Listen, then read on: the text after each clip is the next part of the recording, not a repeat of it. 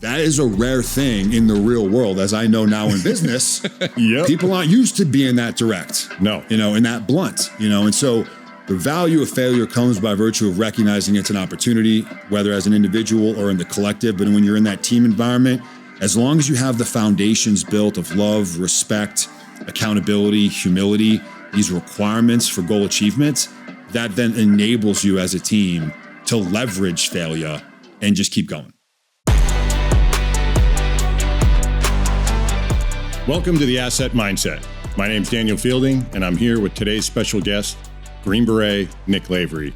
Amazing to have you here, brother. We've been walking in some of the same circles for a while, but it's great to have you here on the show. Yeah, man, I appreciate it. Introduce yourself, and why don't you give a little bit of your story real quick, and then we'll dive into some question and answers. Sure. On the professional side, I've been active as a Green Beret for just shy of 20 years. Started out in 3rd Group out of Fort Bragg, and now I serve at a 5th Group here at Fort Campbell.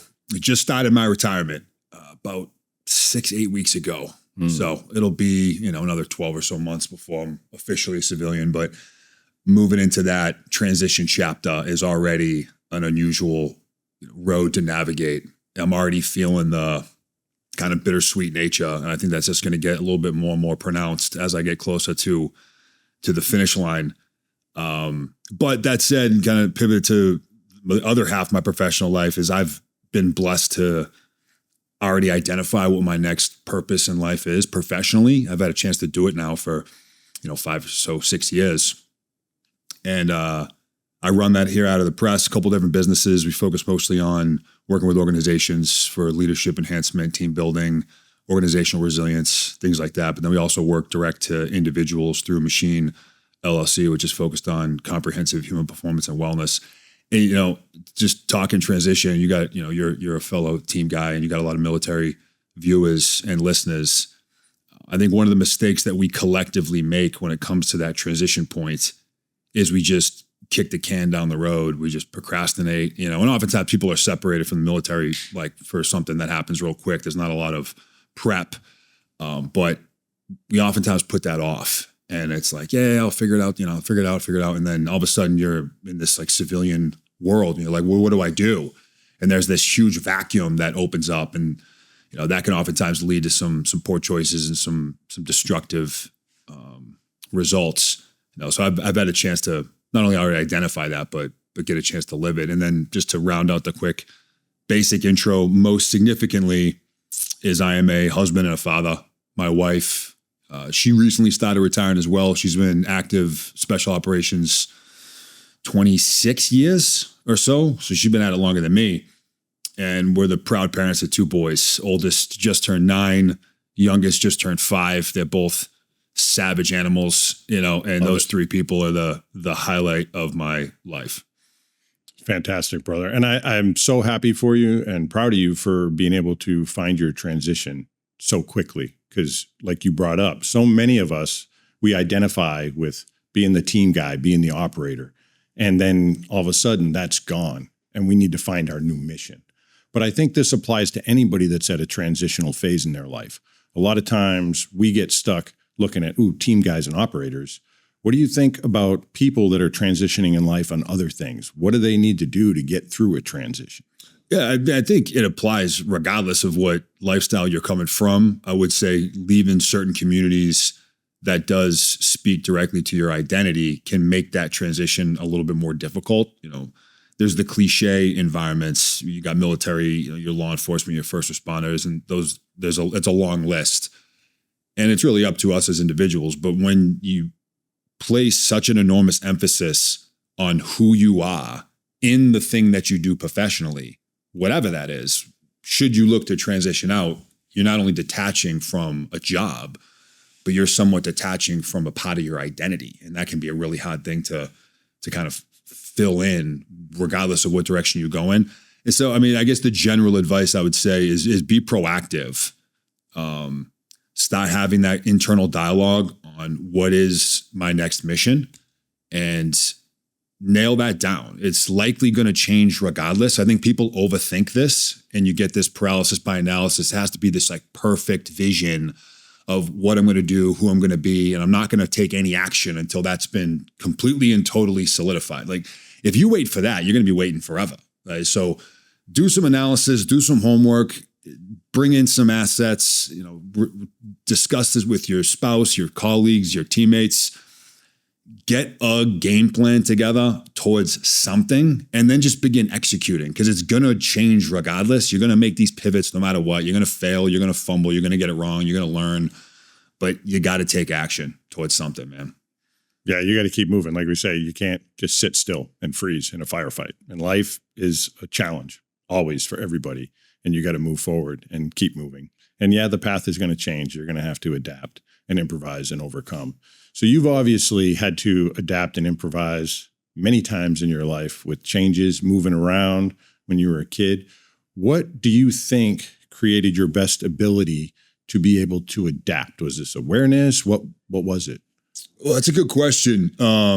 It's easy to say things like adapt or die. We have these like slogans we throw around in life and the teams and other aspects of the world. But it's difficult to do in real time, like most things. It's tough to nail down one thing, man. I would say the term resilience comes to mind pretty quick. Adversity is inevitable. Resilience is, by definitions, one's ability to deal with and bounce back from adversity and difficult challenges. How does one do that? But yeah, I learned somewhat late in life that resilience is a skill. It's something that you learn. It's through repetition, just like shooting free throws. If you want to get good at that, you got to do it a whole shitload of times, like purposeful practice, deliberate reps at mental toughness. And I started getting my reps at that when I was like 4 years old, because I was in a new town. I was in a new school every year growing up from the time I was a kid all the way up until I got to college. So I struggled socially, struggled to make friends, struggled to keep friends, was picked on, was bullied, a lot of these kind of cliche things that young people can go through. Although I'd say today bullying is looked at much differently than it was, back then. Oh, yeah. Back then it was kind of just part of being a kid and growing up, but what both my parents did, and I've had conversations with them both about this, years later, was where did you get this foresight about how to attack this problem set where you've got this little person that you love and care for that's coming home to you regularly, multiple times a week, in tears, emotionally beat up, physically beat up, and you addressed it brilliantly. And the brilliance is what they did was they knew I was in a place of love in that environment. They gave me some guidance. They gave me some mentorship, some recommendations, some tactics and tools. And then they threw me right back out into the world the next day. They didn't put this protective force field around me to remove me from adversity. It was like, no, you got to get back into the game. And like that is the process of conditioning, whether it's physical conditioning, emotional, mental, it's exposure to stress, recovery from stress on a loop. And by virtue of that, you earn that skill, you earn that capability. And so I started getting my reps at resilience from a very young age, and that just continued all the way through life. So I look back on some of the challenges I've been through in and out of the military, within my family life, my business life, and I can point a lot of credit towards having been forced to build mental toughness, and that's a direct result of the environments I was in. And then having two amazing parents that were there to give me the mentorship, but maybe more importantly, get me back into the game. No, I think that's great. The environment and the people around you are so important, but you still need to do the work. So what did you find with that internal voice in your head when, say, you're out there and you feel like a victim or you're dealing with struggle that everybody deals with? What were those inner voices, or how did you combat or reframe your thoughts to make it more positive? Yeah, I come back to an expression that I came up with when I was at Walter Reed. I was recovering from losing my leg, and I had set my sights on getting back onto the teams. And the expression is, this is the cost of admission. And we all have the same superpower in life as humans, and that's the power of free will. We get to choose, period. We have obligations, responsibilities, duty, etc. But at the end of the day, you get to decide what you do. That's it. And so we all want things in life. We all have aspirations and dreams and goals and all these accomplishments we want to pursue. And it's all great. The reality is that that's going to come, regardless of what it is, with a whole lot of costs. You have to continue to pay that forward through blood, sweat, tears, effort, the early mornings, the late nights, all the cliche things. And in those moments of struggle, when there's a soft spot to land, where your brain is telling you, because it's seeking comfort, it's seeking homeostasis, it wants things that are safe and repeatable and predictable according to biology, we're in this constant pull towards the comfort zone, this safe environment. And so we're met with those decision points every single day, regardless, whether you're in the gym, you're having a hard conversation with your spouse, you got all this tasks to do at work, you're going on a military operation, like whatever it is. So when you're at those crossroads, when the victim option is not only constantly available to you, but it's convincing to take on purpose because our brain wants to protect us above all else, in that moment, you have to ask yourself the question, how bad do you want it? And if you say you want it the way you do, well, then this is the cost of admission. Right now is an opportunity to pay one of those costs to turn that vision into a reality. That's it. No, absolutely. You got to pay the piper. And I think that something that's real important for people and the listeners out there is you need to realize you don't have to be a Green Beret, a Navy SEAL to have this type of mindset. Like you talk about objective secure, which you got to check this book out. As you see, there's a lot of nuggets on there. And that's why I have so many tabs. But people that aren't SF can have this same mentality and put it into their lives and work with it. Correct?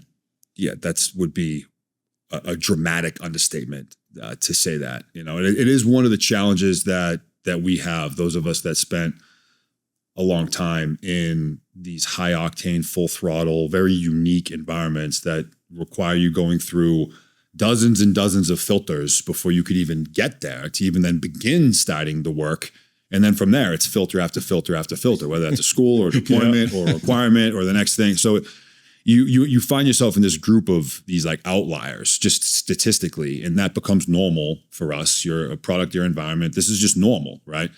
One of the challenges, those of us that have spent a career or a significant amount of time in that space and then look to take some of the lessons learned and the things that we've learned and deploy those into the brains and the hearts and the souls of others is, yeah, I get what you're saying, but I'm not you. So that doesn't apply to me. I'm sure you've been met with that probably countless times where it's like, all that makes sense, but I'm not a Green Beret. So like, I can't do that. Like you can do that, but I can't do that because I'm not X. And then my immediate pushback is, well, for one, that's complete bullshit.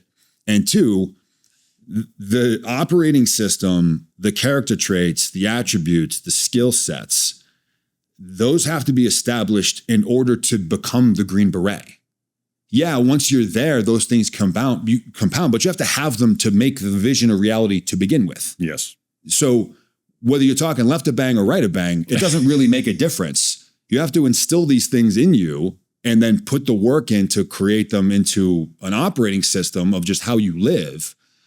And then you can go do whatever you want. You want to be a SEAL, you want to be a Green Beret, you want to be a business owner, you want to write a book, you want to play football on Sundays. Like, cool. It doesn't really matter what the desired outcome is. These are fundamental themes amongst human performance, period, that you will not get around.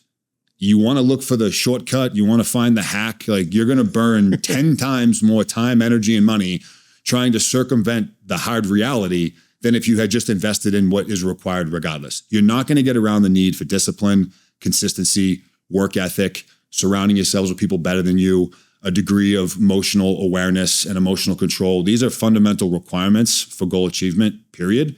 And so just accept these as hard truths, the key word being hard, which is what makes them valuable.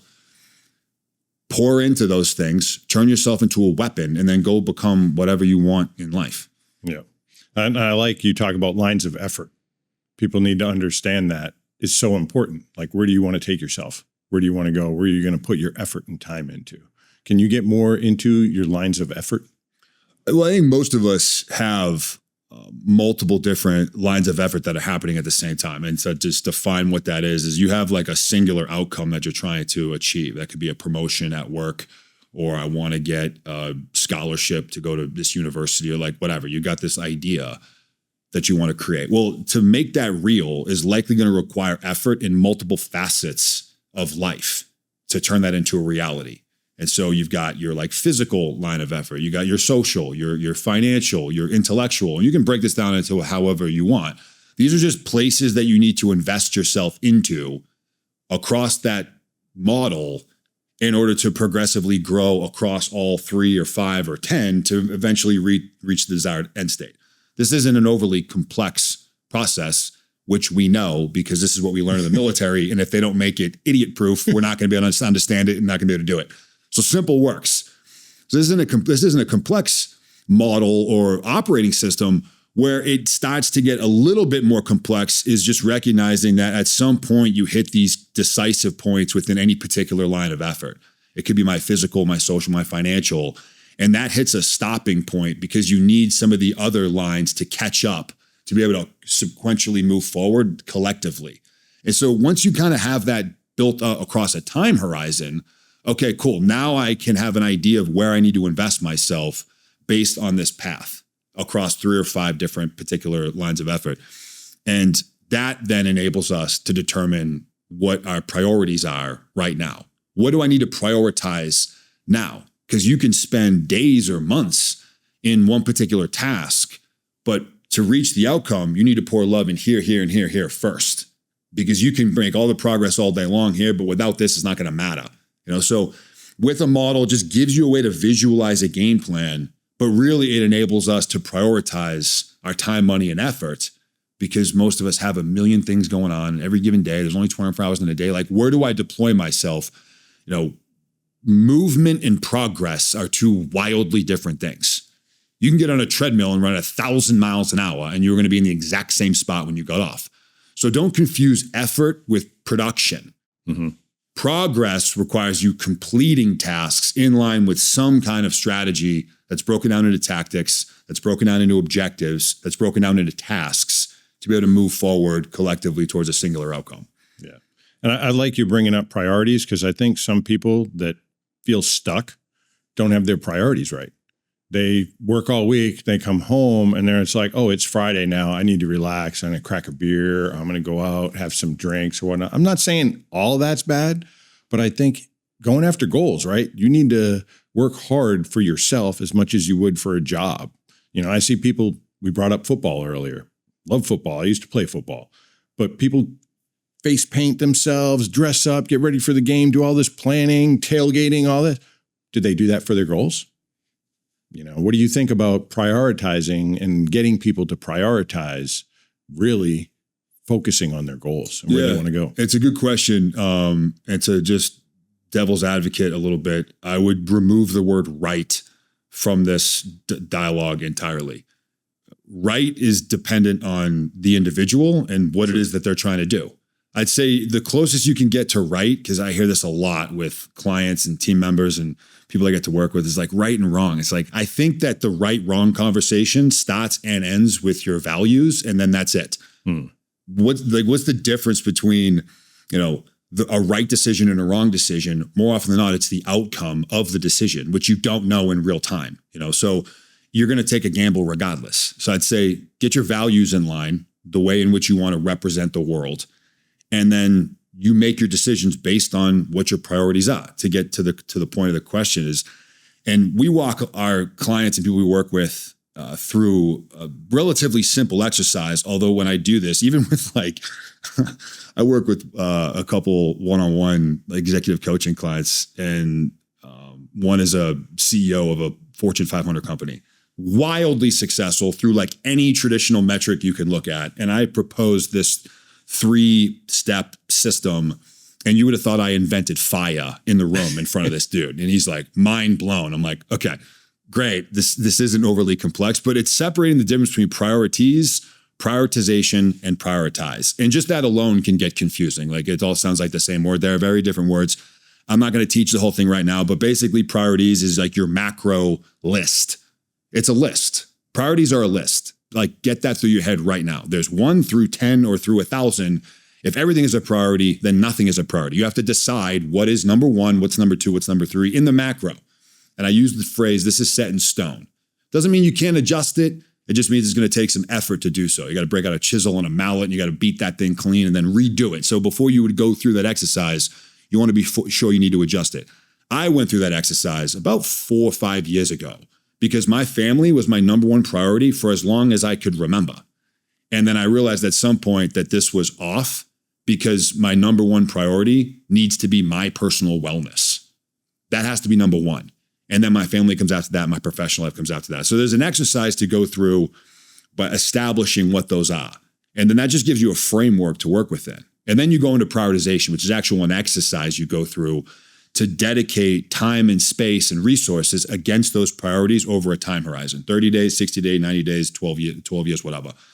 And then there's prioritize, which is a verb, which means what matters most right now, not in general, right? My wellness, my family, my work as a Green Beret, my work as an entrepreneur, like whatever, what matters most now? And it's not going to necessarily fall directly in line with that list. Okay, so now we're in decision-making mode, and that requires a degree of emotional intelligence, emotional regulation, discipline. What am I willing to sacrifice? All these components of decision-making in real time, risk calculus.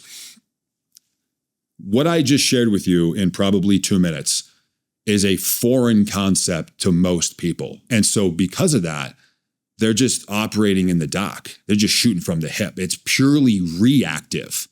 It's, I got to do this, I got to do this, I got to do this, I got to do this. I'm stretched thin. It's the end of the day. I'm exhausted and I got nothing left in the tank. And so there's a lot of movement that's likely happening and not nearly enough progress that could be happening should you have some type of decision-making metrics that's built and in line and is operationalized. So in real time, when you're at that crossroads and you're like, ooh, important business call, got to take my son to jiu-jitsu practice. Like, what am I going to do? Boom. And you can wrap through it real quick. You know what concessions are going to be made. You know what costs are going to come with making that adjustment. You are already thinking about contingency branches and sequels and how I can make this up later, how I can pivot and move things around. This is an operating system skill set that is capable of being learned by anybody. You just have to know what it is, execute discipline to turn it into a recurring habit, and then it just becomes just the way you go through life. Yeah, you got to build the skill, and anybody can learn skills. You know, it's harder for some than others, yes, but we all have strengths and weaknesses. And I think strengths and weaknesses are something that we sometimes avoid. Like team guys, you know, we do an AAR, what do we do? All right, what are our 3 sustains, but what are our 3 improves? I think people are afraid sometimes or have fear of facing their failures or their weak spots. Mm. So what would you say or share about fearing failure? Yeah, it's not only common, but there's a really easy understanding as to why it's so difficult, and it's rooted in survival. And now we know, according to multiple science disciplines, neurology, psychology, physiology, probably a couple other ologies, that emotional wellness is correlated directly to physical health, meaning perpetual negative emotion can downregulate hormones that can make you sick. The opposite can also happen as well. Positive can do the same.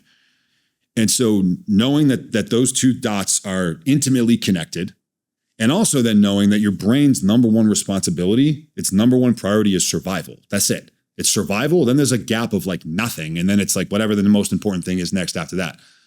So by knowing that, the recognition of failure is likely going to hurt emotionally. You're embarrassed, you're ashamed, you let the team down, you let yourself down, you let your family down. Like it hurts. Failure hurts. Authentic failure hurts. And because of that, your brain wants you to avoid that, which is why blame is so easy. Defensiveness is so easy. Deflectiveness is so easy.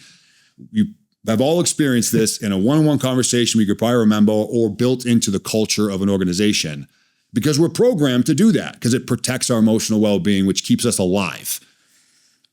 It's also why it's so scarce. Things like ownership and accountability and taking responsibility. It's so scarce because it literally defies science. You're working against yourself. By virtue of it being so scarce, increases the value. Like diamonds. There's a reason why diamonds are worth what they're worth versus pebbles. There's just less of them. So scarcity oftentimes equals value, things like ownership and these things. And so just the recognition of why it's so hard to do, I think is important. But once you get past that, you're like, okay, yep, it does suck. It stings because it's supposed to. You use that sting as an indicator that triggers an opportunity to learn.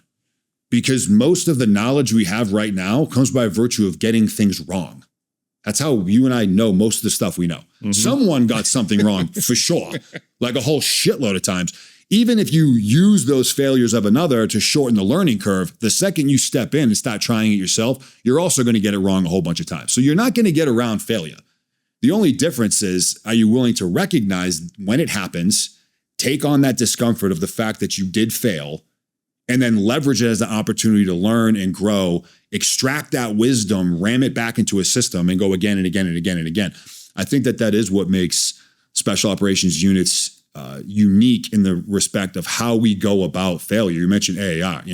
What do we do well? What do we do poorly? I think like a standard breakdown, as you said, is like, let's highlight 3 goods and 3 bads. The best AARs that I've ever been a part of have maybe 1 or 2 quick things that we did well and about 9 things that we all messed up or individually messed up. Yep. And you've got the blunt, candid, direct culture rooted in respect and love. You have to have that. Mm-hmm. It's rooted in respect and love. If that's known that I would die for you, literally or figuratively, that enables me to be very direct.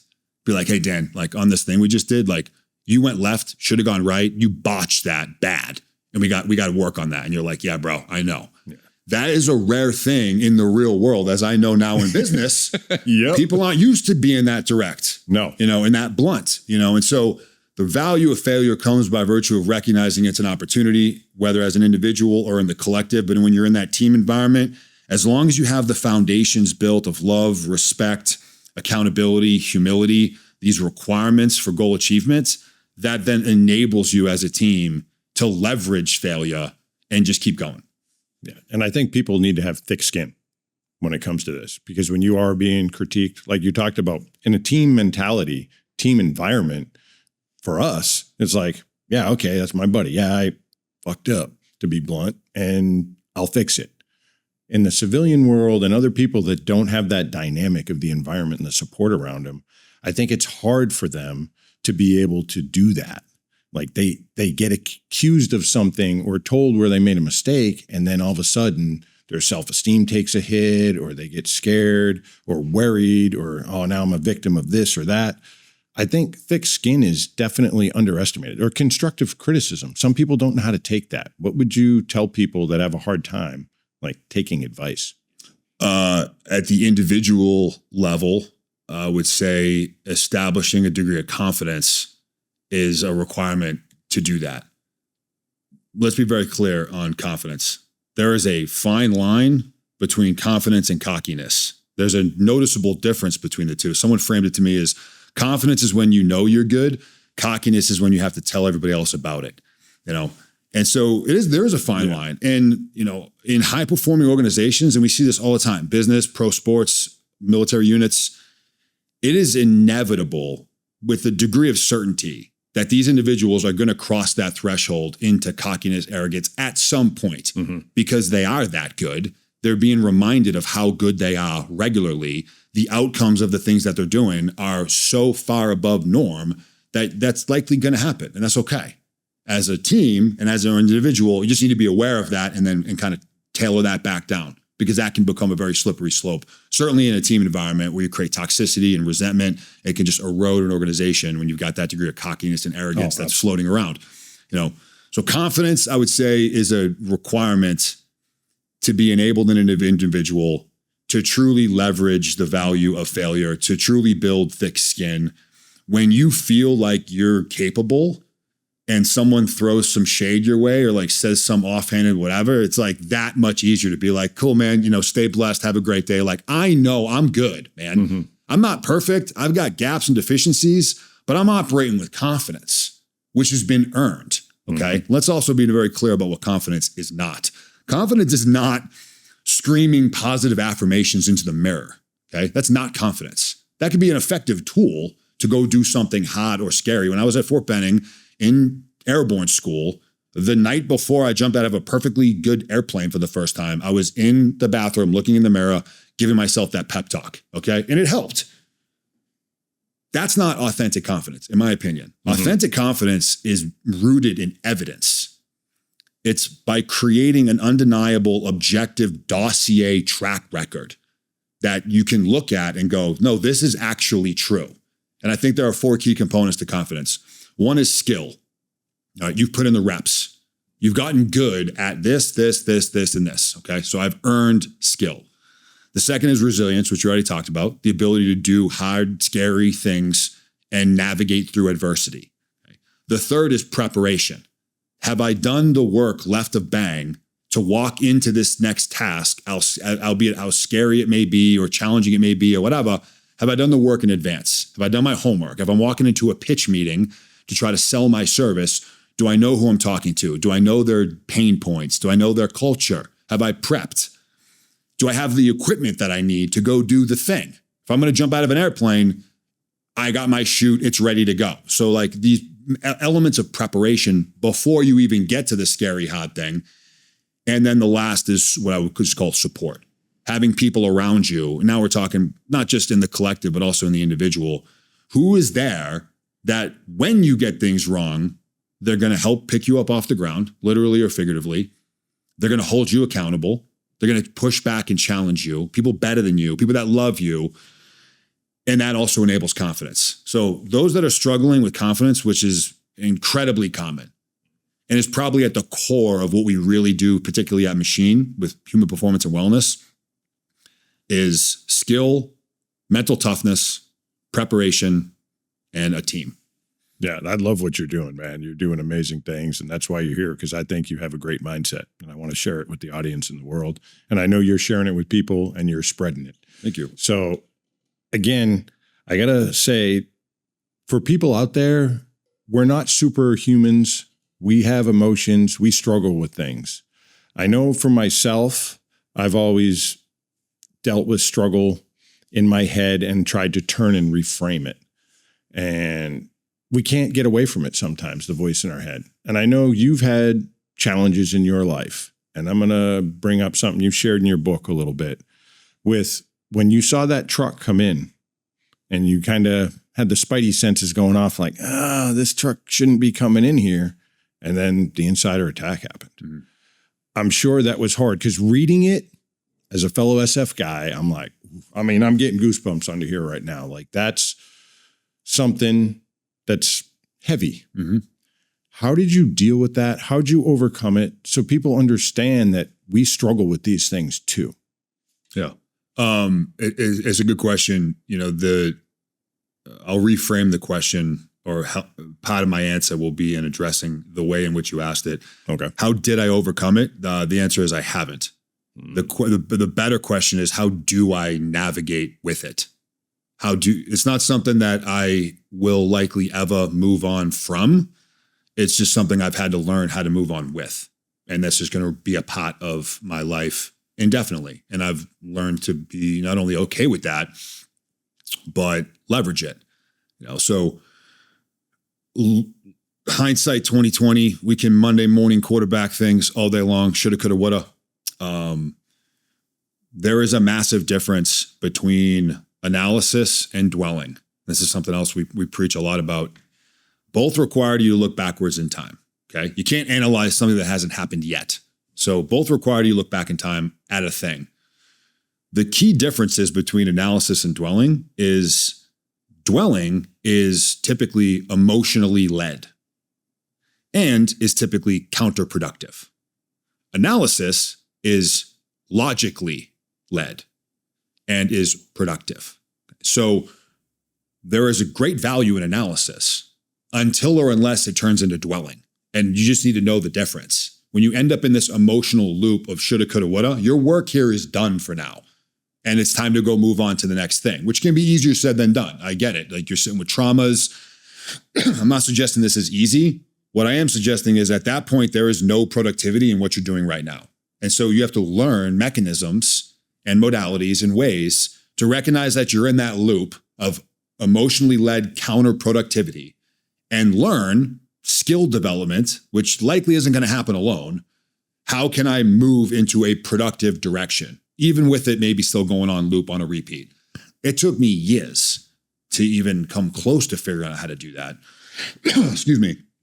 At the core of what allows me to do it with that particular day, which I think about on 99% of the days that I'm up and living, I'll get a quick snapshot of that. What has allowed me to then move into a productive direction in my day and my week is by virtue of the 3 that we lost that day, teammates. I, at a minimum, owe them the best version of me moving forward. And that's quite powerful, for me. I think about, Andrew Peterson Keel, I think about Rex Shad, I think about these guys that we lost, looking down on me right now. And when I'm in that loop, I can hear them going, bro, like, what the fuck are you doing? Whack. They just want to slap me from heaven and be like, get into the fucking game, man. Like, I'm already gone. Stop with this. If there's analysis to be done that can benefit you, your family, your business, your life, other people, great. I'm here to help you with that. You are no longer in that space. You're in this dwell loop and you're burning precious time and energy and resources. Get your shit together and move. And that really is my immediate first response. And it's like, I owe them at a minimum that, and then couple that with, some other tactics and techniques that actually move towards a direction of productivity is really the way, man. So yeah, it'll sit with me likely forever. Survivor's guilt is a very powerful thing that a lot of us have dealt with. A lot of us deal with now. Why me is a question that comes around. I don't deserve this. But I just ground myself in, there is a reason why I'm here. Aside from what I owe my teammates who have paid the ultimate sacrifice, beyond that, I'm a believer in faith. I know God is not only with me alongside this journey, but has work that needs to be done in his honor. And I've spent 20 years of my life as a soldier to the United States, and I will spend the rest of my life as a soldier to God. And that allows me to do what I need to do. I love it, brother. And I want to apply grace here. Like, we need to give ourselves grace. There's only been one perfect person, as far as I know. Yep. Like, we all make mistakes. And I love how you have the voices in your head, because with people I've lost and things, if I get down, I put myself in their shoes, and what would they say? Like you just talked about, like, hey, pull your fucking pants up, get back at it, man. Like, what would you want those guys, if you reversed roles? Because a lot of times, team guys, that's what we would do. I'd reverse roles, like, hey, I should have been this, and we play that game. But I think hearing the voices, like, you would want your teammates to succeed if you were on the other side now. And whoever it is you're dealing with as a lost parent, whoever, they're going to want you to succeed. So dealing with loss, give yourself grace. Grace is a powerful thing. Mm-hmm. Do you have anything you want to share about grace? Or? Yeah, it is a powerful component. It's actually one I love talking about because people get these ridiculous misconceptions, man. When you look at like a photo like this or a book like this, and it's like, oh, this Nick guy is this like cyborg who's like just batting 1,000, driven and task oriented. And it's like, I fail regularly. I succumb to weakness and procrastination. I hit the snooze button because I'm a human being, and that just comes with life. So no one's batting 1,000, man. Mm-hmm. We can strive for perfection all day long. We can strive for mastery all day long, which is great. All while knowing that you will never, ever, ever achieve that outcome, period. So you're persistently pursuing something that is impossible, doesn't exist, which is a theme of high achievers and high performers, that they've got into that loop. No matter the milestones, no matter how many titles, the Jordans, the Kobes, the Tom Brady's, these are athletes, but business and life, and it's like it's never enough. And it's not rooted in greed so much as it's rooted in I have this persistent need to continue to get better and grow. No one's batting 1,000, man. And so not just if you stumble, but when you get things wrong, when you prioritize X versus Y and it's got some consequences and you look back going, ooh, you know what? Coulda, shoulda, okay. That's when that word comes into play. Forgive yourself. The decision's already been made. Learn from it.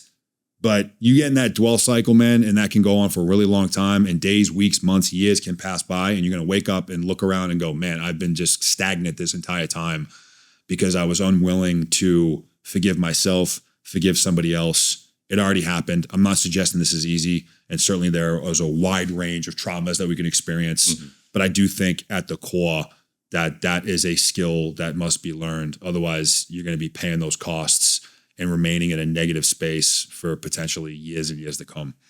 Yeah, I think victim mentality is something that people get stuck on too. And obviously you could have easily fallen into the trap of victim mentality. Somebody that feels like they're a victim, whether it's a childhood trauma, how they grew up, they were had abusive parent or whatnot. How do you try and break someone out of a victim mentality when they're using them as excuses? Yeah, it's tough. One of our speakers and instructors on the team at Precision Components, his name is Seth Gale. He experienced childhood sexual trauma for years, and he's gone on to leverage that horror to enable others, not just those that have been victims of those circumstances, but also a crazy wide range of individuals, because exactly of what we're talking about right now. You want to talk about an individual that could have been more than justified in living the rest of his life as a victim, as he was, but with the mentality of a victim forever. It would be hard to push back against that, given the kind of trauma and abuse that this dude sustained. Highly recommend checking him out. He wrote a book; it's epic. But plug it, man, plug it. I think separating the difference, and this is really a component of ownership. Because some would hear the term ownership and you say, what does that mean? And some would say, everything is your fault, the end, which is like a bumper sticker slogan. Yeah. And some do approach it that way. I would push back against that entirely. But in order to do that, you got to separate fault versus responsibility. Those are two wildly different things. They can be one and the same, but they're not always one and the same, which can suck, okay? The point is, identifying fault can be valuable. Whether you're in the team, certainly if you're in a courtroom, right? Like you get rear-ended at a red light, like whose fault was it? It was that guy. He rear-ended me. I was stopped. Great. Like you're going to pay the price because you smashed into the back of Dan and wrecked his truck. I got it. There's a place for fault in our society. Responsibility, however, is something entirely different. And what I would argue is whether or not you identify fault or not, whether or not you identify yourself as being the one that was at fault, no matter what, you have the responsibility of figuring out how to deal with that and then move forward in life, which again is easier said than done. I get it. I'm sensitive to the fact that there are some horrific traumas out there. Losing a leg in combat, this is a paper cut, bro. This is a paper cut compared to how bad things could have been for me and some other experiences people are going through like right now. It is a traumatic event. It sucks physically, emotionally. I got it. It is your responsibility to figure out how to deal with that and to move forward. Because at the end of the day, life is a gift. Life is finite. It will end. It's one of the few certainties we have in this world is that life will end. Memento mori, right? Remember that you are mortal. And this isn't a dress rehearsal. You get one shot. The statistical likelihood of you being you right now is somewhere in the arena of 1 in about 800 trillion. It's an insane mathematical figure that you can run through. So whether you're faith-based or not, according to math, you are a walking miracle by definition of the word miracle. Something that is essentially impossible without divine intervention. You have a better likelihood of winning the Mega Millions lottery like 1,000 times in one lifetime than you do being you. So we've been given this gift. It will end. We don't know when it's going to end, but we know it will. Regardless of the stress, the trauma, the setbacks, being betrayed, being scorned, it's a nasty and cruel world. Good people make mistakes every single day, and that comes with costs. You can choose to wrap yourself in this victim world, even if it's true, and you can remain there forever if you choose. Or you can accept the fact that, yeah, I was a victim of blank, and I have a responsibility to figure out how to move forward productively. And it's free will, man. You know, right, wrong, it's up to the individual. I'm not telling anybody how to live. I'm just telling the truth. Yeah.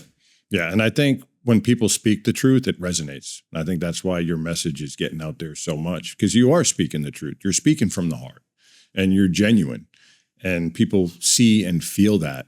And getting into the victim thing that I share with people that I'm working with is, yes, you can be a victim. Horrific things happen, but you are the only one that can keep yourself in that victim mindset.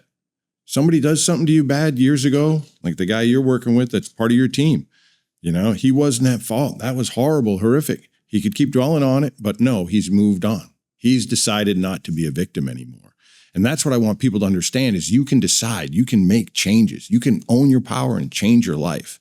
The mindset you have is incredible. So what are your top 3 things that you try and when you have your mindset, and I see how powerful you are, I look in your eyes and I know from guys we've served with and the mindsets that are out there, what do you try and share with people? Like if you only had a little bit of time and you wanted to like, bam, hit them. Oof. What comes to mind in this moment, you said top 3. I want to respect the question. I think at the core, and this is recent evolution of my philosophy, even since I published this back in 2020, or when did I publish this? 2022. I wrote it in 2022. I published 22. At the core, I think, is emotional intelligence, emotional control. I think that really is the differentiator between high performers and everybody else, between the greats and the average, between the excellent and the mediocre. It's emotional control. Because, as Dale Carnegie says, when you're dealing with a human being, you are not dealing with a creature of logic. You are dealing with a creature of emotion. It is one of, if not the most influential elements that makes the human species the most dominant species on this planet, is that we are emotionally charged individuals. You're not going to get around that. That's the hard. Doesn't mean people can't be logical. It means that we are emotional entities. There's an emotion attached to every single thought or action we have, and it runs on a loop nonstop. So one's ability to recognize and then regulate those emotions are essential. Because if I move to the second of the 3, emotional control enables discipline, which I believe is the foundation of goal achievement. It's the foundation of a warrior mindset is discipline. If you're unwilling to have discipline in your life, forget about it. You may build a house around it. It's a house of cards. Resilience, consistency, work ethic, humility. If you don't have discipline holding those things up, it will collapse, especially when you need it most. When you need that capability most, it's going to fold. Discipline's the foundation. Emotional regulation may be like the cement that creates the foundation. Because if you were to define discipline as a willingness to do what needs to be done when you don't feel like doing it, the word feel is in that definition. So I don't feel like doing it, but I'm going to do it anyway. Emotional regulation enables discipline. Another definition of discipline is one's ability to resist temptation. Maybe the most concise definition of discipline we have. Resist temptation, 2 words. We're tempted with things all day long, every single day, nonstop, whether that's the social media, any single thing on a phone is there that's purposefully pulling us in. You walk into the office, someone brought a dozen donuts out, and it's like, it's constant, right?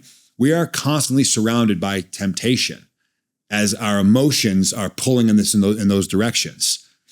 And so discipline as a foundation, I would argue, is essential. It probably is the most frequent message that I put out there as a requirement. If you only do the things that need to be done when you're motivated to do it or when it's convenient to do it, you're going to lose, and you're going to lose bad. Now, you may win a couple battles here and there based on intensity and work ethic and what are the 4 a.m. wake-ups, but you're going to lose the war, and you're going to lose to the person or the team that is willing to do the work that needs to be done, particularly when it is inconvenient to do so. And this is something that people will do. You just bob their head. Yeah, it makes total sense. And then it's time to go live, and it's like, ooh, well, maybe, and all the justifications start to sound the most convincing when we're at our weakest point. And then the third, which is correlated directly to discipline, is the word sacrifice. But you're not getting around it. In my opinion, sacrifice is a subset of discipline. There is no such thing as disciplined behavior without a sacrifice attached to it. And to define it, the willingness to give up something you are fortunate to have. That could be the warm bed. That could be the donut that just walked in. That could be the friends that want to invite you out to downtown Nashville for a couple beers on a Saturday night. Like, these are great things to have. Are you willing to give that up and then replace it with something more in line with your next objective, your mission, your desired outcome, your whatever? Most are unwilling to do that. All right. So when it comes to sacrifice, I frame it this way. You have really two choices. You either increase what you'll sacrifice or you decrease what you desire. That's it. It's one of the two. That is really at the core. And when you are operating day in, day out, is what am I willing to give up? Something that's been earned, something that I have at my disposal, something that I really want. And I'm going to intentionally put that aside. It's going to sting. The warm bed stings. Yeah. I'm going to sacrifice that. I'm going to sacrifice the extra 15 minutes or 20 in the warm bed so that I can do blank. So again, we could go on for a while here, but I'd say emotional control, discipline, and sacrifice. Oh, those are great answers, brother. Great answers. So you brought up discipline and you brought up sacrifice, and that makes me think of the dungeon that you speak about. Going into the dungeon. Obviously, you weren't going into a dungeon, but can you explain when you get into that state and that mind, the discipline and sacrifice, like everything you talked about, so people understand if they read your book, like what's he talking about with going into the dungeon?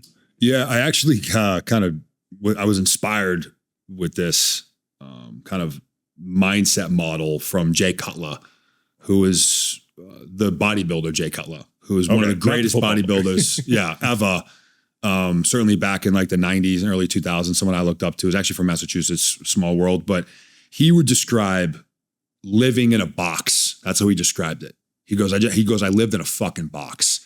And like every fucking day was just Groundhog Day. It was just eat, sleep, train, repeat. That was it. He blocked out the world, especially as he got closer to like competition and like prep. He blocked out the world. He's not answering phone calls. Someone he loves hits him up with some kind of problem. He's just hanging up. Like, he was all in this box and isolated himself mostly from any other distraction or some of that temptation that would pull him into another direction. So that's where I kind of got the idea. I used the phrase dungeon because that implies to me at least a degree of pain that's going to come with that, a degree of struggle that's going to come with that. And so when I'm on the, assault bike in my garage at 3:30 in the morning as I'm prepping for dive school back in 2020, like, I'm in the dungeon and it sucks and I don't want to be here, but I'm intentionally putting myself into this space. Now, this is more of a mental model, but that's just like a physical depiction of how that would show up in three-dimensional time and space. But it's a mental model of you got to be able to lock in, man. You got to isolate at times. And even when you are surrounded by great people that are there to support you, which I would say is a requirement, no one can do the work for you. You got to do it yourself. And so this was just like, I'm going to go in and boom. When I was trying to get back to the teams as a one-legged guy, I mean, I lived in that dungeon. That was a lot easier for me back then. I didn't have the wife and kids I have today. And that really proved to be true years later when I was training for dive school, which was like an impossibility to try to do. And I was like, oh, I know how to do this. I'm going to lock into this dungeon and I'm not going to come out until I've met all the requirements to go to Key West and be successful. And I did that. And then I was like, like 2 days went by and I'm like, I got a wife. And at the time I had a 3-year-old. So I knew how to do it. But then it was, the game has changed for me. My environment has changed. My priorities have changed. Oh shit, this is going to be a whole different kind of challenge. So then I had to find a way on how I would be able to like go in and then come back out, because prepping to go back to the teams, I like lived in that space for like 2 years. Going to dive school, which was the first eye-opening moment for me to be like, yeah, the parameters have changed, man. And you are unwilling to completely and totally burn the boats like you were because you're unwilling to sacrifice these relationships. There are requirements you have and they have of you that you need to pay towards them. So that did change the game a little bit. So I had to learn how to be able to come and go relatively quickly and with a bit of ease. But yeah, it's a mental model, I guess, on while winning as a team is something I do stand behind, no one's going to be able to do what needs to be done for you. And you just simply have to be able to go into that hyper-focused mode and tax task execution and knock it out at the highest degree of capability, and then just keep that on a cycle. No, I love it, man. That's a fantastic answer and explanation and analogies. I think what you're sharing too is balance right there. You talked about, because things change in life. Get a family, get a new job, you move, new house, whatever it may be, kids come along. Now you need to balance things differently. What do you use or do to help keep that balance? Yeah. I'm gonna break your balls a little bit here as well. It's a great question. One of the most common questions that I get and that we get as coaches and mentors is the work-life balance question. It's an incredibly common one. It's an important one. It's a good question to ask. There's only 24 hours in the day. I got to make money. I got to keep a roof over the head. I got to feed me and my spouse and my kids and da-da-da. And like, I'm working for 8. I'm sleeping for 8 on average. These are actual stats. 8 and 8 sleep and work. Hygiene, 1 hour. Transit, 1 hour. Food, another hour. You do the math on that, that's 19 hours. That gives you 5 left over. You haven't even gotten to the gym yet. You haven't read a book. You haven't done any breath work. Like, you haven't gone for a walk. You certainly haven't played golf or video games. The time goes quick. Oh, yeah. When you look at it through that analytical window, you're like, well, shit.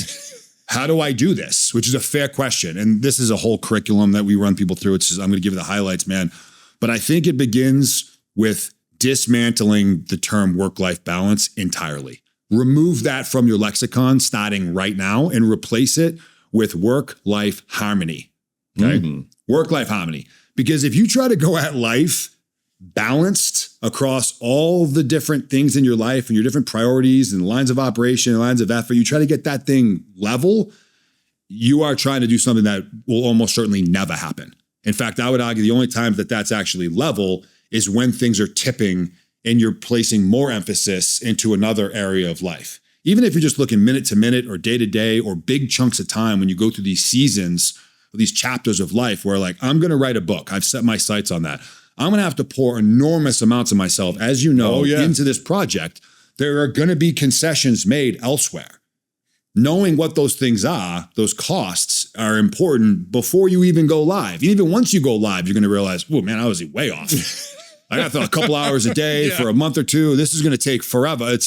So it's a harmony, man. It's an organism. It's this fluidity. It's a symphony of your different commodities that you have to invest, which is time, money, and energy. Those are our 3 primary commodities that we have to invest in an outcome. It's a fluid dynamic where it's moving and it's changing. And you can have structure and a game plan, and that's great. And you got everything dialed in and minute to minute and blah, blah, blah. In this book, it shows what an hour of my life looked like when I was trying to get back to the teams. And it was down to the minute. Every gram of protein, every set, every minute of sleep, and it was dialed in. I never once executed that perfectly, not once. But there's value in structure and a game plan. You just have to know that it's not going to play out that way. And as you are investing yourself in these different areas, you're going to have to make those adjustments. I think where something that we overlook, I use the team guy example, is as a warrant on a team or as a detachment commander on a team, you get these young studs, that show up and they're coming and going. I've had this conversation so many times where it's a year or so in, you can see something's off. Junior Bravo, cliche example. I'm like, hey, bro, like, let's wrap. Like, what's up? Something, you're distracted. Something's going on. Yeah. All right. Don't make me pull it out of you. Just like, tell me are you okay? Yeah, Chief, I'm good. Okay. Like, well, what's up, man? Like, at home, we've been training a lot. We're getting ready for this next JSET. We just came off the back of a deployment, married, kid, whatever the home dynamic is.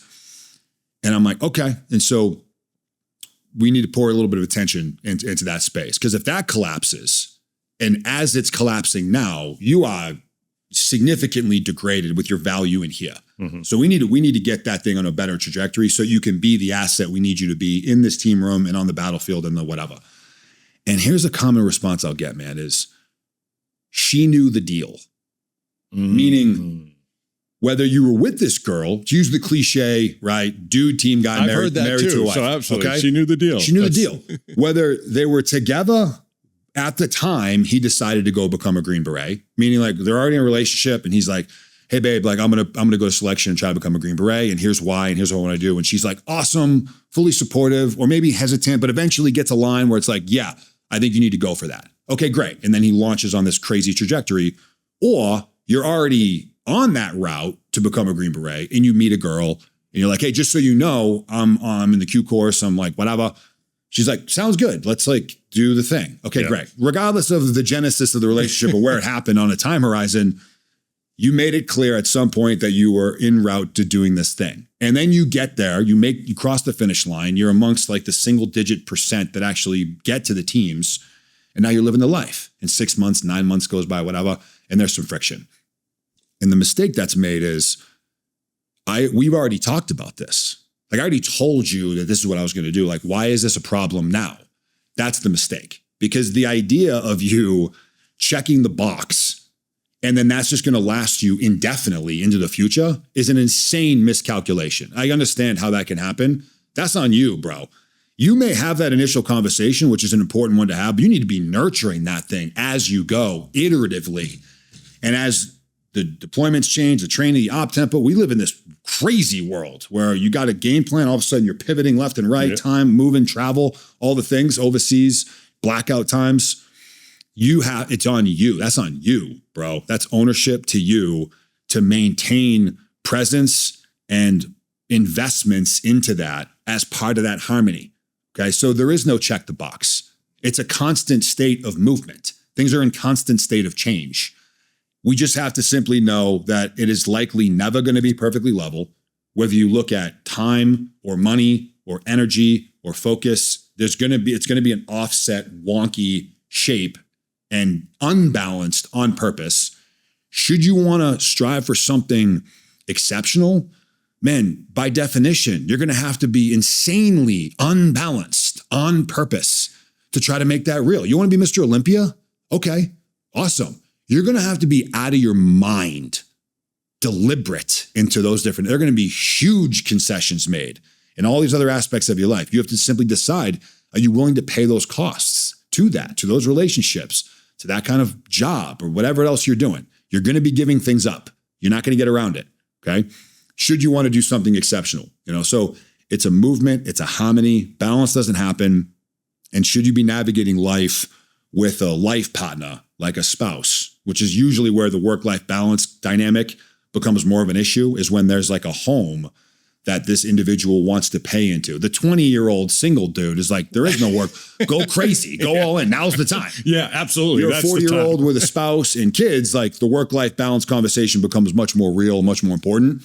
It's on you to maintain connectivity and awareness and pouring yourself into those spaces, keeping that as a priority, and at a minimum, informing your teammate of what's going on, where you're going, what that glide path is. The check the box thing, it doesn't work. I mean, you can't say I love you once to your wife and you're good for the rest of the marriage. That doesn't work. That ain't a thing, bro. Damn, no wonder why I'm having trouble. Right. No. That ain't a thing. No, absolutely. I love it, man. And this harmony thing, I think, is very powerful. A lot of times I did martial arts years ago and competed and everything when I was living in Mass.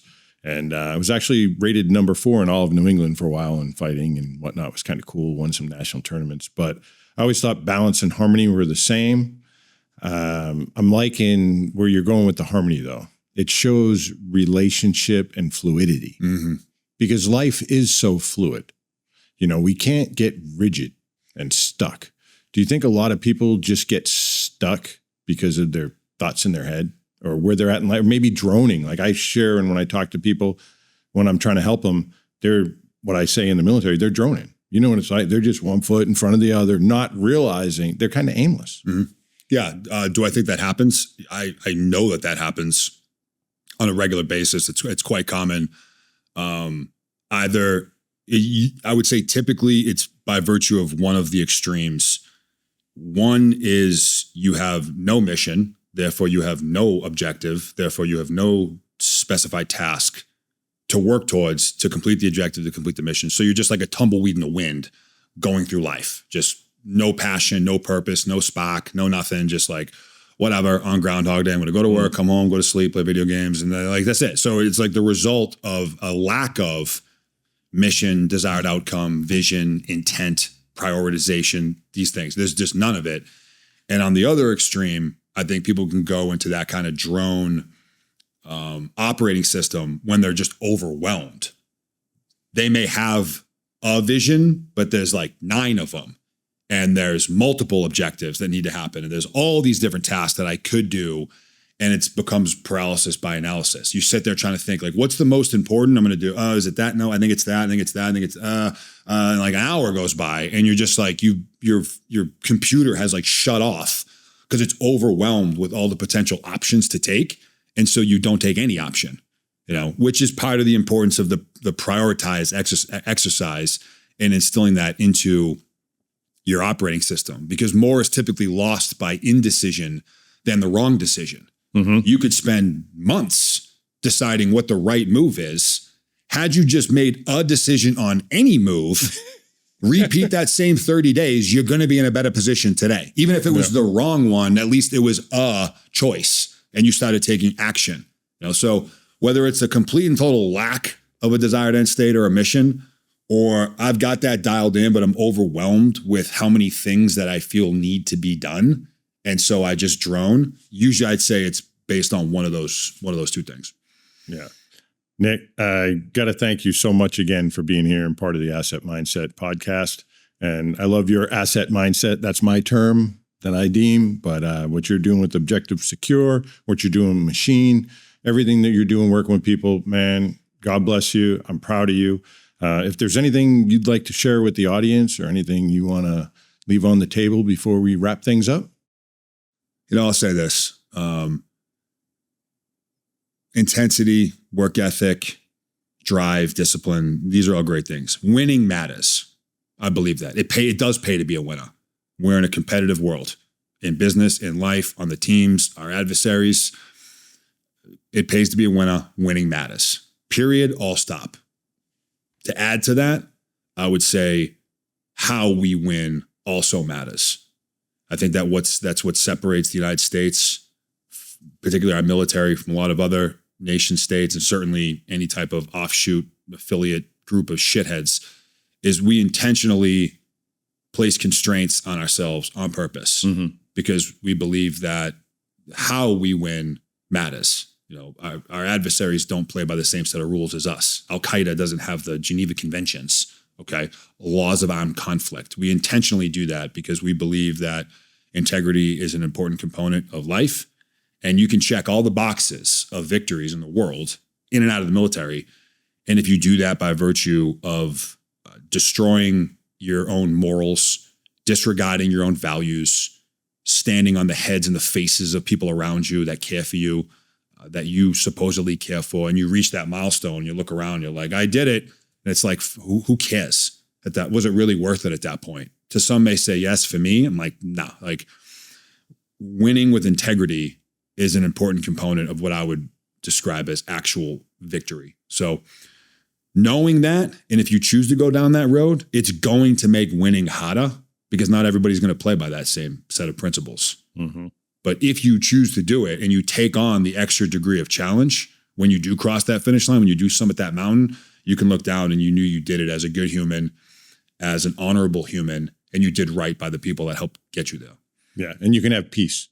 For me, that's one of the things that's been instilled upon me from my father is if you do the right thing and you're trying to be the best person you can be, and every day you work on something positive, you'll be able to put your head on the pillow and have peace at night, knowing that you tried. You may fail, you may not get to where you want to go, but if you're always on the journey, you can't fail because you're going to have peace. Boom. So that's powerful stuff.